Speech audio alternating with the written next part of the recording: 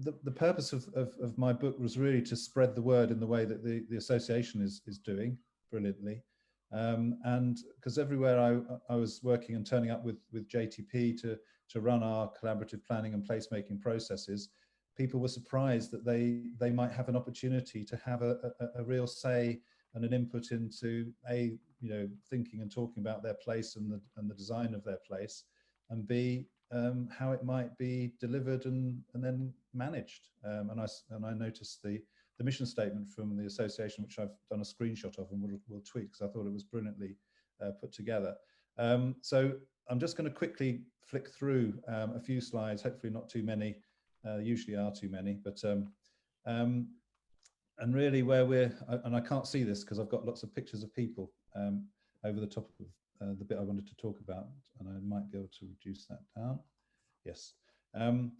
So really where we're operating in terms of placemaking, you probably see lots of these diagrams, but it's I think what's important to me and what I was trying to get across in the book, 2020 Visions, was that we're operating in this place where professional skills, which are important, meet with real lives and emotions as well. That these aren't it's not a scientific sort of linear process. These are places that people feel passionately about and have memories and history and identity, etc., etc. So this is the territory we're working in. Can I click through? Something's happened.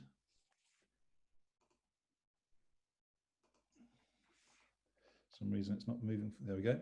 So one thing that's that demonstrates that, I think, if we just have a think yourself about your most special natural place, and again there's the previous sort of session about the importance of the natural world, your most special urban place and your most special possession or object, and many people may assume, I suppose, that the third point, the third question, that might be where most of your emotional attachment lies, and what might be most special to you. But there was a very interesting study in a couple of years ago by the National Trust, which linked people's brains up, the University of Surrey, and found that actually it's place that is more important in terms of those points on the screen of well-being, nostalgia, than objects. The family photo or the wedding ring isn't actually as significant to us, according to this study, as place, natural place, urban place. So it's really important that we kind of strive to do as well as we possibly can. And of course, COVID has demonstrated to all of us, and we don't have to really sort of try to persuade people anymore the importance of high quality public space, natural space that we have access to, and not least as well for the sake of the world and the environment too. But that was a really interesting study, I thought, and historically the book sort of, from an architect's and placemaker designer's point of view, how you actually design places is really important and get them built.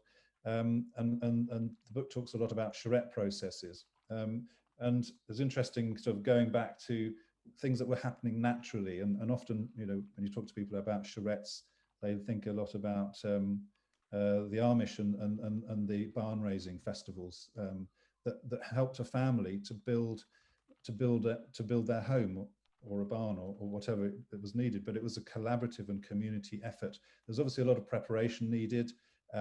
People came, it was a festival, it was a significant moment in that community. And then of course there's a lot needed to happen after, because you do so much at a point in time. But everyone remembers it, everyone shared in it. These are important things. And yet we were sort of creating these sort of places post-war. This, I believe, is in Scotland. People were getting very unhappy. There's social unrest. And often it's sadly only when these sorts of things happen that people sit up and take real notice. This is at Broadwater Farm Estate in the mid-80s.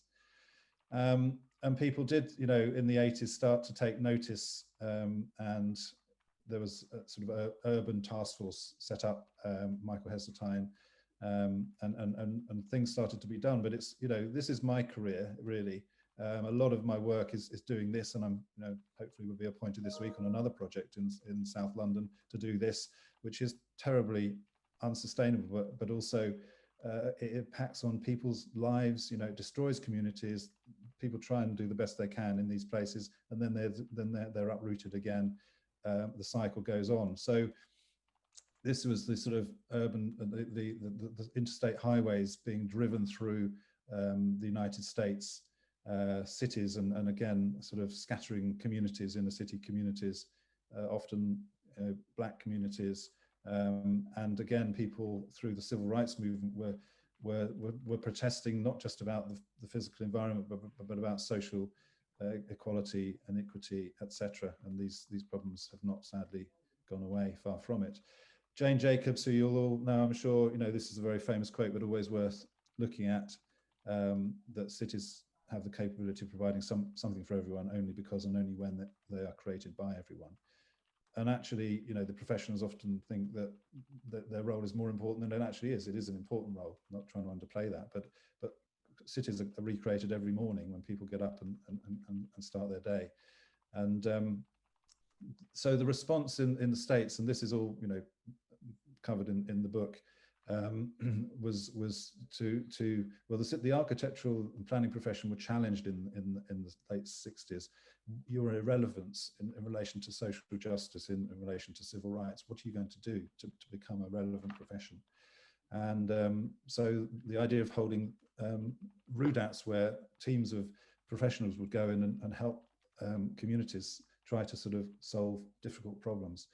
And this was Rapid Falls in 1967. The first regional urban design assistance team was held, and it was very successful. Over just a few days, the professionals working with the community to what's the problem. In fact, it was a flooding problem that was causing blight, and how can we solve this together collaboratively.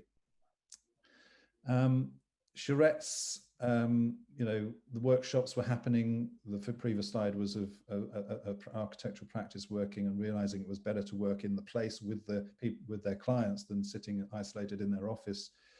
And a team of UK people were invited over to a conference, the Remaking Cities Congress in Pittsburgh, where a charrette, a RUDAT, was held simultaneously to think about the post-industrial future.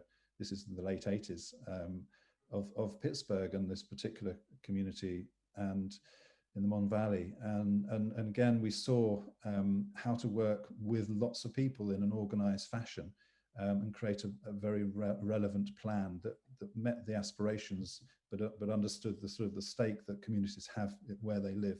My experience, everyone's proud of where they live. So over time now, the stakeholder participation has become one of the key tenets of good placemaking. Placemaking is sort of a relatively new term, which encompasses a whole range of things, but seems to be quite a robust term that we use. And I think we found that using the lens of placemaking and design and drawing is a key element of helping people to think about the future of their neighborhoods. IAP2, the International Association of Public Participation, again, many, if not all of you will know the organization, but their core values are very well worth knowing and presenting to clients and people, to say that if you're not signing up to this, you're falling a bit short in terms of your public participation or your consultation strategy. So the hands-on planning element, and again, the book sort of goes into the importance of drawing. There's a whole range of different ways and techniques, of course, and they're all relevant and all valid. But in terms of placemaking and architecture, we find that actually getting people sitting around, and this isn't the only sort of methodology we use, of course, but this is a kind of focus in a sense. And in these COVID times, it's interesting, you're using Miro and we're using concept board as well. Not sure which is better. They don't have to be better. They can both be great. But we're actually being able to draw with people, albeit remotely. But this is a fundamental part of it, because if you're not talking about drawing and placing things on plans, you're working in a way with one arm behind your back a lot of the time. So we think that's really important, as are what we call feedback loops. And again, there's been research on this in the States that actually, don't just ask people then go away and do it. You have to keep going back, and because you don't get it right first time. So, go back with, ask people, go back, how's this? Okay, haven't got it right here, haven't got it right there, make the changes, go back again, etc. Now you you can do feedback loops within workshop processes, within a community planning weekend, which could have 2 days of public workshops and then a report back at the end. Built into that is feedback loops. But this is something to bear in mind as well, as you're working, and again covered in the book. I've got a couple of case studies quickly to show, and I'm going to stop. But this was St Clement's, and is St Clement's, and it's just being finished this year, I believe, or maybe into next year. But early in the sort of 2011-12, we were appointed as architects, and St Clement's was an old mental health. It was a mental health establishment from the Victorian era, so an unlisted site, curtilage listed, with lots of buildings that were worthy of retention and would be retained, but was going to be predominantly a new housing site, and also the site of London's first community land trust housing scheme. And the community land trust, the London citizens had fought long and hard to get that first scheme as adopted or off the ground somewhere, many years. So they were quite sort of nervous, to say the least, about a new team coming in, a new developer, a new architectural team, which everyone knows what can happen.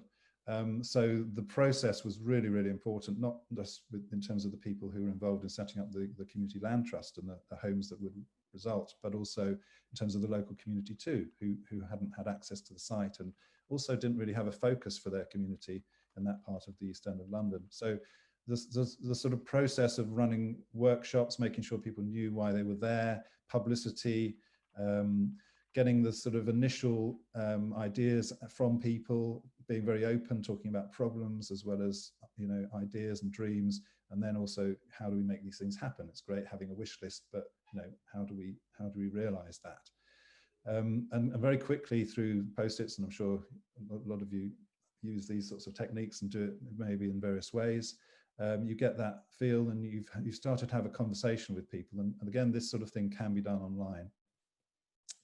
The hands-on planning, as I said, then moves from the post-it workshops, and we don't say, okay, we're going to have preordained groups. That comes out of the process, so it's a very fluid process, and the professionals are facilitating the groups, and you can have walkabouts and come back and start planning, and then very importantly, people then the local community report back the drawings and the ideas, and after 2 or 3 more days in the charrette process, a 5-day process in this case, we're reporting back. The architects and designers are drawing up the scheme, which is based on the things that are coming out from the community, but also the reality of the brief that there is with the site, and some of the key issues about getting through the site, an open site, not gated, going through to the park at the back, which is people described as a hidden gem, creating public space, how the buildings relate to each other. What about gardens? Are they public, private, or a combination of both? What about community facilities, other uses on the site, and opening up the site to the main street, the Bow Road, Mile End Road, and signifying something for the community. And also doing things quickly, bearing that in mind when you run a process that actually, buildings take a long time to build in this case, but actually things can happen very, very quickly. So this Lady Miranda said, we want to do something quickly, and let's build a bow for bow, or let's make a bow for bow. And so that was presented a few days later back. So you're showing very clearly that you're listening, everyone's listening, and then within 2 or 3 weeks, the community themselves had made the bow, and the local fire brigade had helped to put it up. And then Danny Boyle, the Oscar-winning film director, who was a local resident, launched the process really, which was to get St Clement's back on the map. And then the community held 2 shuffle festivals, which opened up the site, used it as a meanwhile use. This was a fantastic film festival curated by Danny Boyle. Then there was a winter shuffle, which was beautiful sort of evening, mulled wine and all sorts of things going on. And the people knew what was happening. And this is a great quote. I think that the usual sort of tawdry consultation that people can sometimes experience and often experience in terms of development was not the case, and that the community felt that they really got the master plan that they'd sort of dreamed of. Not that they necessarily knew what it was, but it was sort of in their hearts. And it became a well-known sort of place, and people wanted to visit. And now it's been pretty much delivered, as I said, and very, very proud to say it won the Civic Voice Housing Design Award 2 years ago, which is the only design award voted for by the community.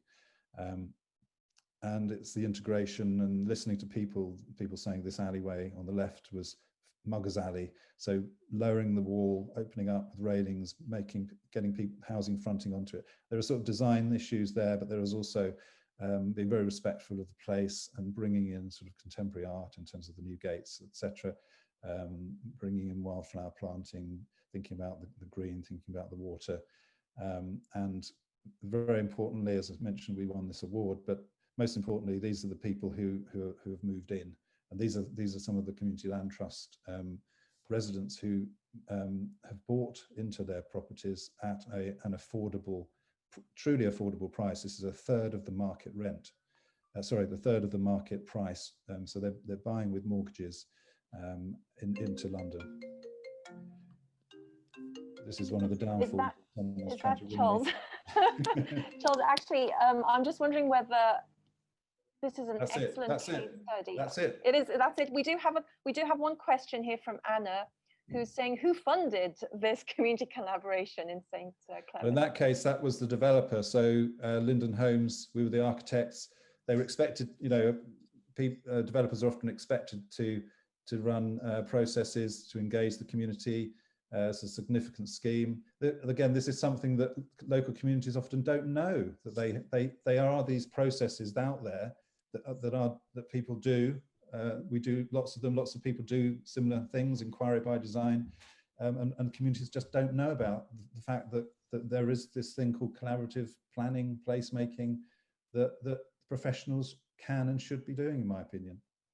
And it's great the developer was up for it as well. That's not always the case. Yeah, I mean, we've done several with them on other projects, and in fact, it was one of the reasons they'd been appointed, as the developers, because of the process. That there's Graylingwell Hospital in Chichester, there's Caterham Barracks, where they were successful in being appointed or in purchasing the site, and if often particularly public sector owned property, they're looking for processes as well as getting the best price for the land that they're selling to a developer effectively.